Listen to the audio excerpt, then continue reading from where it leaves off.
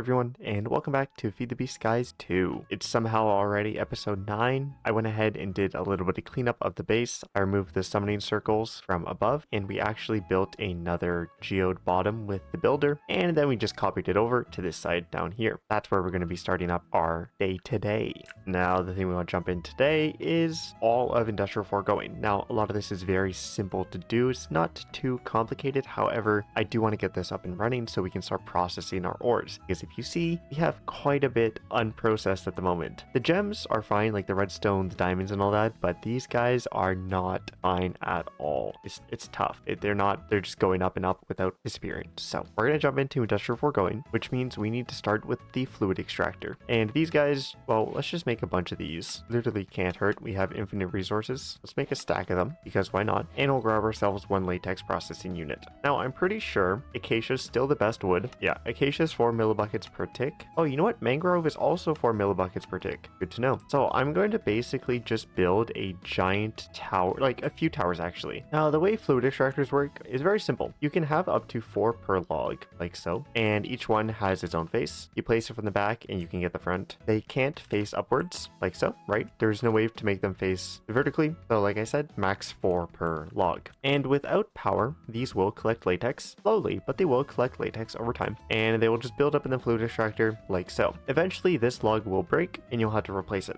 So the setup we're going to go with is very simple. We're going to have a JDT block placer, and it is going to constantly look for an empty space to place the mangrove logs. Now, to solve that is we're going to put pipes on all 4 corners, sucking out latex constantly, so that the 3x3 area this will take up will only be able to place in the middle. So as long as the 8 blocks around it are filled, this guy here can just place straight down the middle, as well as once we set up the towers beside it in all of them, and then we'll just have pipes to block the spaces. Now, if we wanted to, if I render the area here, I could set it to place here and then just change the y-axis like so, and I could have a block placer per tower, right? And that is a perfectly fine solution. If you want to minimize on how many block placers you're using, simply, oh, that's the wrong direction. Simply expand it like this, and then just fill the corners with pipes, or in our case, they should be fine actually, like so. And then we'll just remove this edge bit as well. Very simple. We can even go down to 3. But yeah, the pipes actually in this case don't matter. We'll just bump this guy upwards like so, 1 block down, and now we have all of these blocks to place mangrove logs in. Now, if I give it this thing to get a bit of power, make sure it's only allowed to place mangrove logs, give it its mangrove logs, set it down to 1 tick, it'll fill up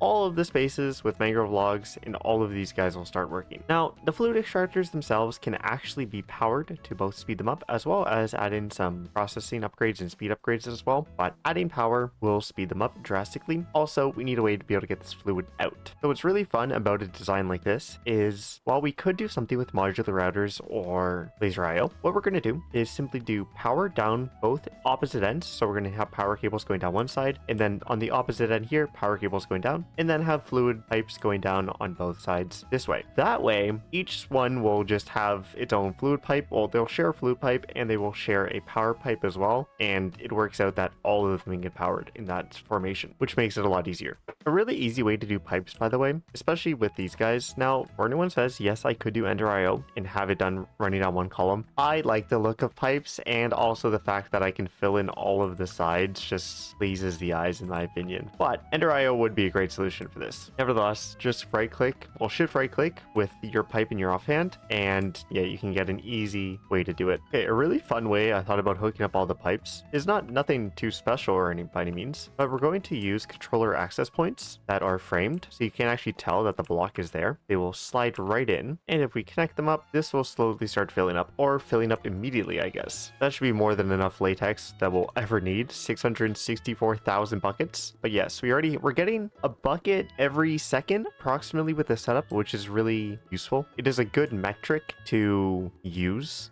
Yeah, we're getting about a bucket a second. It's about 1.2 seconds we're each getting a bucket. So with this setup, which is 132 fluid extractors extracting from mangrove logs, it's about a bucket every 1.2 seconds, about 1.2 seconds, which is incredible. Now, this is very cheap, especially if you're at a reasonable stage in the game like myself, where we have infinite ores. No matter if you're doing mystical agriculture or sifting or geors, you should have a decent amount built up, and these guys here are very cheap. It is cobblestone, gold, iron, and wood. Oh, and a bit of redstone. That's it. Nothing too expensive. Last thing I want to go ahead and do is just make one more drawer, and it'll look a little funny, but we can turn off the visuals for it if we want to. You know what? We don't even need to do it downwards facing. We can do it upwards facing, to be honest, as long as we set the block. So as long as we set what we want in here, it is invisible from the bottom for the most part. The texture is sideways though. We're going to change that. Now the texture lined up. Okay. Yeah, if we just link that guy to the system like so, we can just come over here, right click mangrove logs in. As you see, we have 903 logs and we have 314 buckets of latex. So yeah,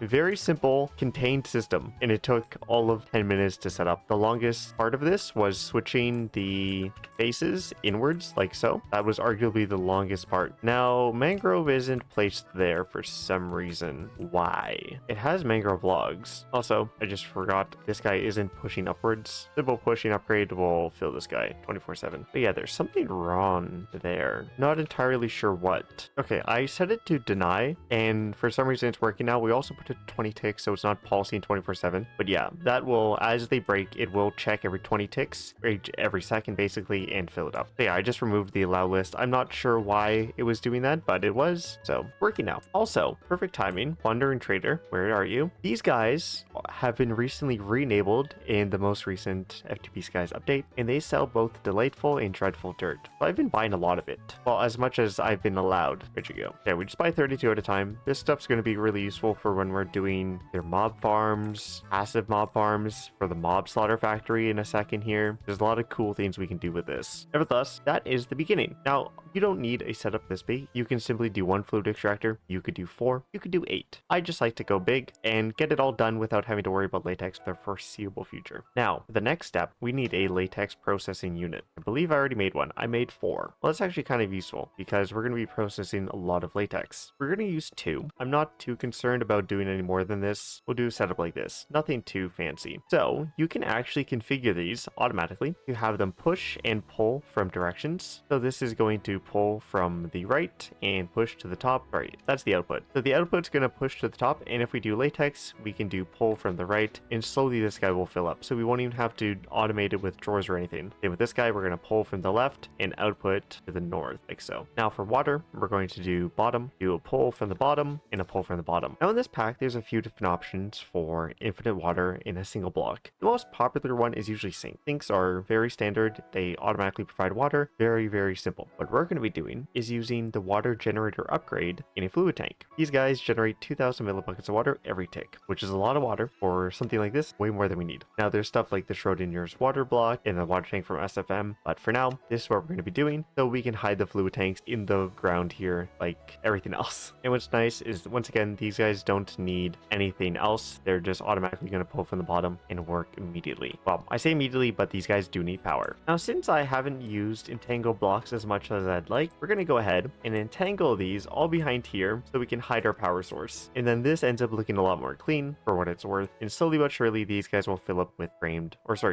dry rubber. Now, what I want to do is set these guys to 64. We're not going to put a void upgrade, as this is also a buffer. So each side of these can produce up to 10 stacks of rubber at a time. And if we do 2 more drawers like this, we can do netherite furnaces. And these guys are also awesome. They can do auto input and auto output. So we're going to input from the left, output to the bottom, input from the right, output to the bottom, auto both on. Now, these guys down here, we're also going to set to a limit. We're also going to downgrade the other ones. And with a factory upgrade in one of both of these, auto split on, these guys will work very, very efficiently. Once again, these will have a back buffer of 7 stacks that this will be able to fill up. Same with this, but that's the setup. I'm going to entangle both of those, and this will eventually all run, fill up, and everything. It'll be all good to go. Now, the reason we're leaving the latex in the middle is latex itself is actually used in the dissolution chamber for crafting recipes. So we're going to be able to want to have a lot of latex in surplus as well. Now, realistically, these are never going to run faster than the latex is produced due to the speed of the processing unit, but also we don't need so many plastic sheets more than we need latex, right? So we're going to set limiters on all of these. Realistically, we'll have 7 stacks plastic sheets at a time in both of these drawers, which is way more than enough. And whenever he takes them out, it'll automatically kick back in. These will get pushed down, and then the cycle will continue. It's great. Now, if we come over here, you see we have mangrove logs, plastic, and latex in plenty of stock, which is great. I love it. And our latex is actually steady. Like, it's barely going down.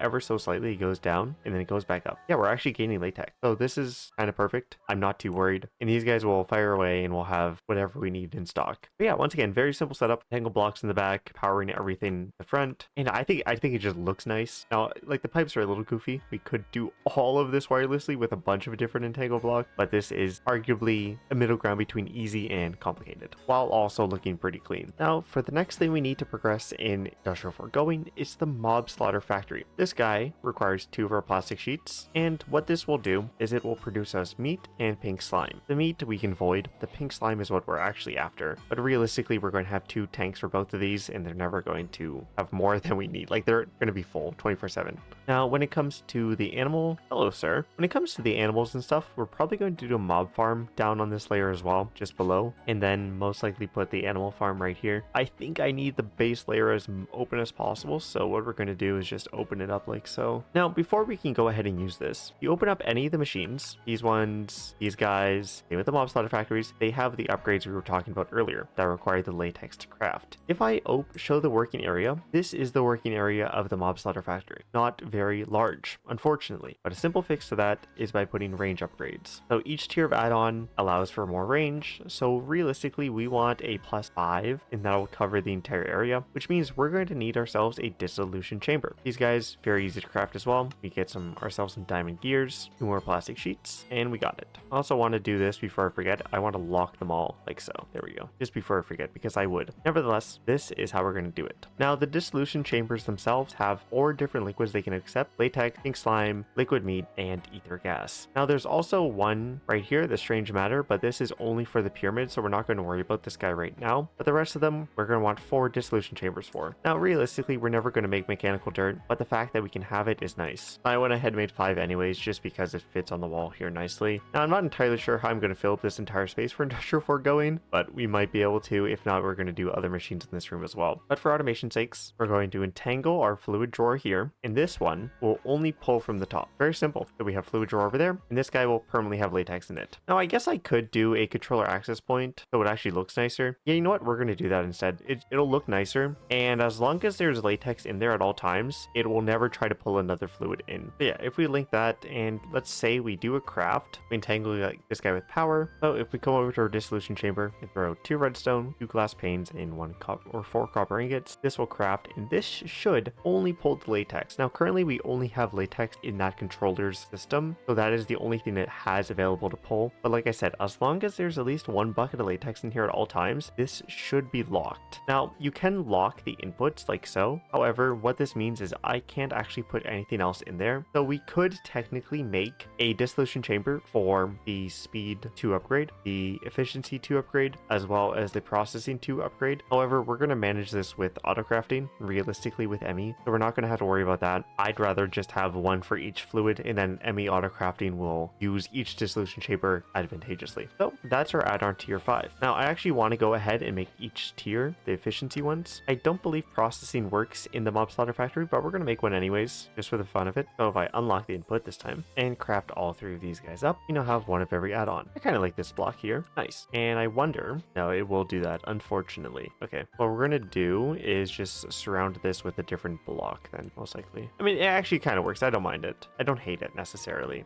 So yeah, extra range 5 was too big for what I actually did down here. I made a little small pit here, and we're going to fill this guy with delightful dirt. So throw it in our offhand, take our stick out, and place down delightful dirt. And there we go. As you saw, a mob spawned. It won't be fast by any means. Realistically, I could put a apotheosis spawner in the middle there. I just don't have any vanilla mobs, like vanilla spawn eggs. But yeah, right now we're getting a bunch of starbunkles, a lot of starbunkles for that matter. And yeah, as you see, liquid meat and pink slime are both filling up. This will work passively. Like I said, I could put an apotheosis spawner in the middle here. I also could do hostile mob, not an issue, but I just like the way this works. And yeah, our drigmies and everything are dying. Realistically, we'll probably use delightful dirt to get ourselves some drigmies later in the future, maybe some worthless sprigs, depending on how I want to do farms. We might move our farming of trees to a worthless sprig farm, which would be kind of fun. Nevertheless, this is now set up. So we have pink slime and liquid meat both set up. And if we link this guy to their controller, we now have mangrove logs, plastic, latex, liquid meat, and pink slime all in this controller. Very simple, all organized. Only thing it requires is us to lock this guy and give it some upgrades. And that's more than we'll ever have. That's 331,000 buckets. So if I grab myself a bucket of each one of these, well, well, once our liquid meat fills up, that is, or sorry, our pink slime fills up, that is. If we go ahead and grab ourselves a bucket of pink slime and bucket of liquid meat, head up here, and I'll designate this one to pink slime, this one to liquid meat, as we're never going to use liquid meat. Realistically, I'm not making the dreadful dirt or anything like that, but we're going to have it anyways. So yeah, we'll do latex, pink slime, ether gas, and then the simple craft, or the single craft at the very end of the game, I guess. For what it's worth, we might have more dissolution chambers in the future. I don't know, but for now, this is the play. So if we link these guys up and do the same thing where we pull from the top, whoops, and pull from the top on this one for the liquid meat, this guy will only do liquid meat, this guy will only do pink slime, and I guess I could craft some stuff with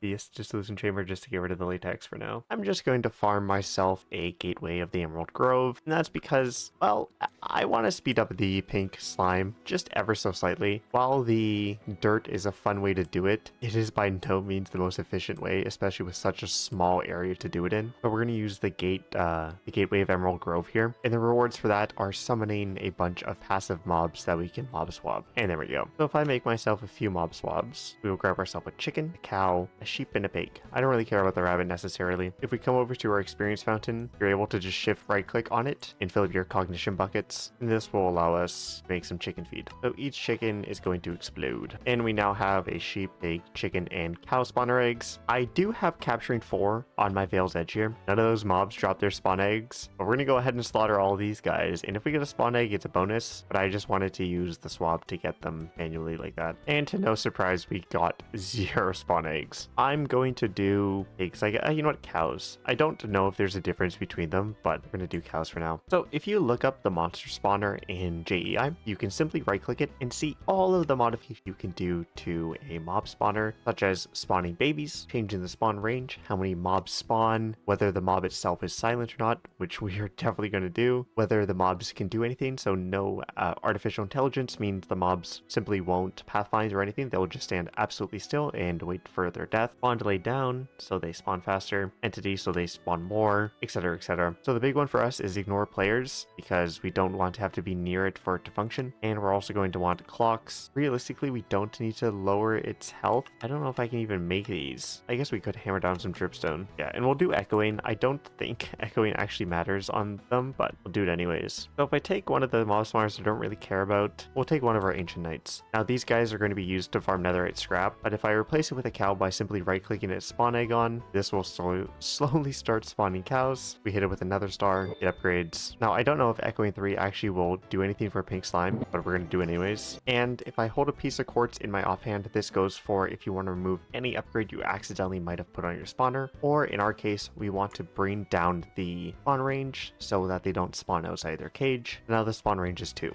So if we pick this guy up, head down here and unleash it, as you see, they're just instantly going to die. Now, like I said, I don't think echoing affects how much liquid meat or pink slime we're getting from it, but we're getting a lot more pink slime per tick than we were previously. And yeah, that's already multiple times better. I'm going to throw some void upgrades in these because otherwise this will overflow without a doubt. And with that, we should be fine. This will never overflow. Realistically, we could upgrade these all to netherite and then have more storage, but we're never going to need more than 331,000 buckets of pink slime. We're just not. So if I just lock this input, like I said previously, and we will learn it once again, I said we're going to do this with AE eventually. Whoops, I just unlocked it. So if we lock it like that, and if we set the output to push and the input to pull and throw all of this into this chest, this will constantly fill up and push out the add-on efficiencies, which is super useful. And then we're going to throw all of those in there as well. And if we just speed this guy up a bit, he should get these done pretty fast. And then eventually we'll come in here and set the speed upgrades. But yeah, that's pretty much how these guys work. They're very simple to use, and we'll most likely do the AE2 automation from the back on these 5 slots that I left open, and we'll just set pattern providers right there. Now for the actual thing we're working towards this entire time with getting both pink slime and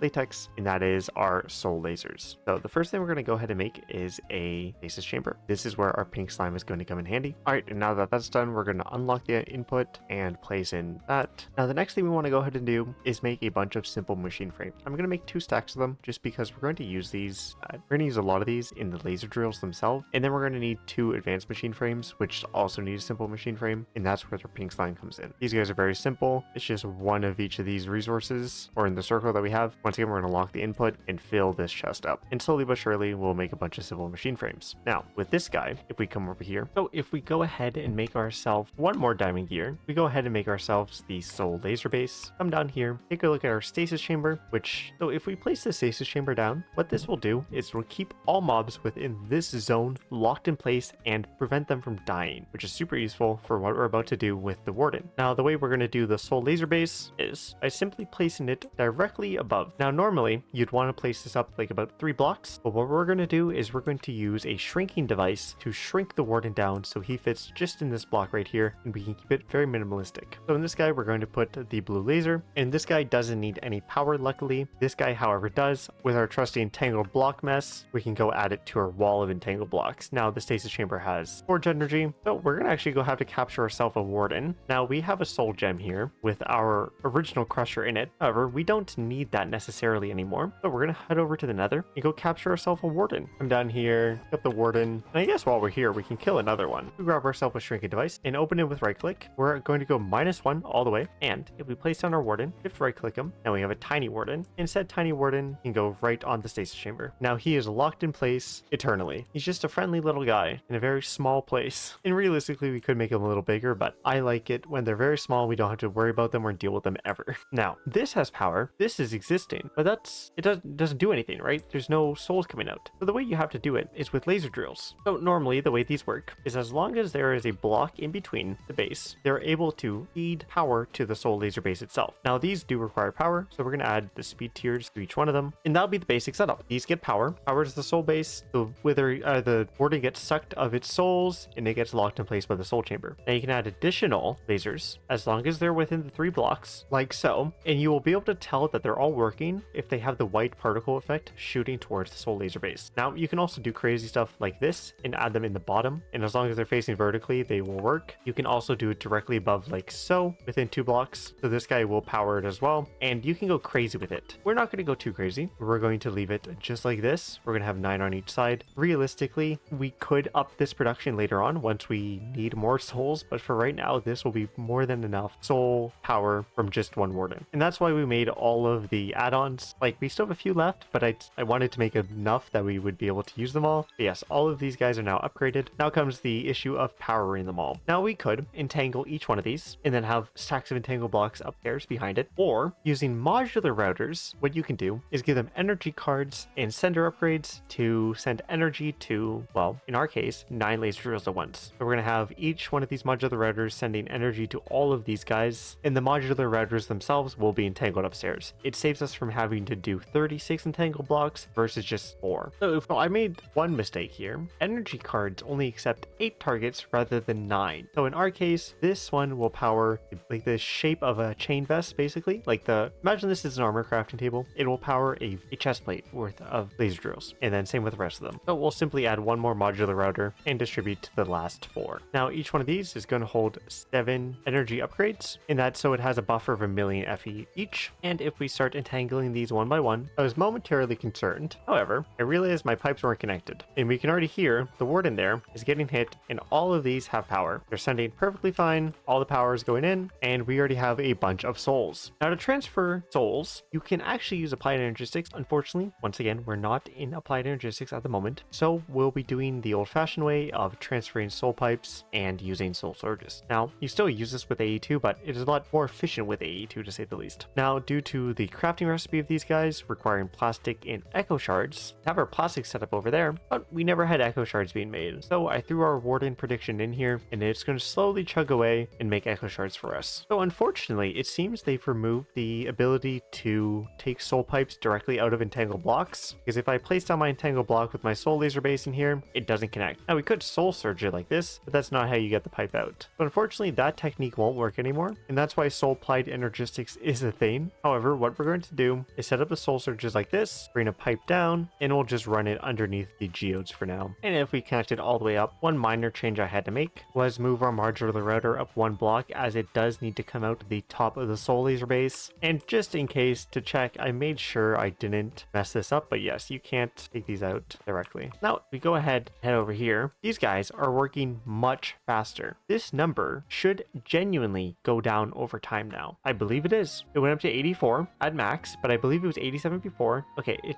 might not be going down, guys. Guys, it might not be going down. Might have all been for naught. Okay, the souls are definitely being used. Slowly but surely, they're being used. It's just more of a question poison on how many? Also, our warden is dying, like a ridiculous amount of death. Like, it's bad. He's not living very long. So we're going to have to make ourselves a environmental controller. These are a pain to deal with, only because we need a gas. Oh, maybe not? Let's see. They might have removed the need for gas, potentially. No, okay, it needs to be a gas. For some reason, it doesn't say it here, but this needs to be a gas. Okay, we're gonna go try to get a gas to spawn in the nether, I guess. Oh, wow, that was fast. And just for safety, we'll just place down 2 mega torches. Now, if I go to make this, it doesn't work. That's bizarre. Okay, I know this needs to be a gas, by the way, unless they've changed it recently, but as far as I remember, this is a gas module you need. So I just went ahead and gave myself one, then we'll upgrade it, then we'll just upgrade it like so. Now, this guy, if I place him directly above, okay, I was gonna say that's bizarre. We're gonna add the environmental controller to it, and that should slowly fill up. And if we do radius 10, we're at height 50 to, let's say, 80. Okay, and we're gonna affect hostile mobs. If I take this laser out, will he start healing? Yes, he will. Okay, perfect. Now, for some reason, I can't see his status effect, but he is being healed. Slowly but surely, he's being healed up. So if I turn this back on, how much damage is he taking? He's still losing hit points. That's crazy. I know we're using a lot of drills on this poor fella, but even with regeneration 2, or regeneration 3, by the way, that is bizarre. Yeah, he's losing HP, like a lot of HP, and that's going to hold back our soul capacity. Speaking of which, I want to go look at this again, just in case. Oh no, they've definitely sped up, because yeah, these have 2.2k in them now. Has this gone down at all? I think it has. I believe this was at almost 468,000. So this is slowly going down, and that means eventually we will soul surge all the barrels, as well as the smelters, to keep up. But yes, this should, by all means, process fast enough to keep up. Hopefully. We'll come back to this in the next episode and see how much progress we've made. Okay, our warden is being healed. I think I just had to leave the area, but he is being healed more than he's being damaged, and the blue laser is in there. And we have 100% souls, which means we can soul surge the rest of the stuff there without having to worry. Yeah, he's only taking damage when the souls go down. Okay,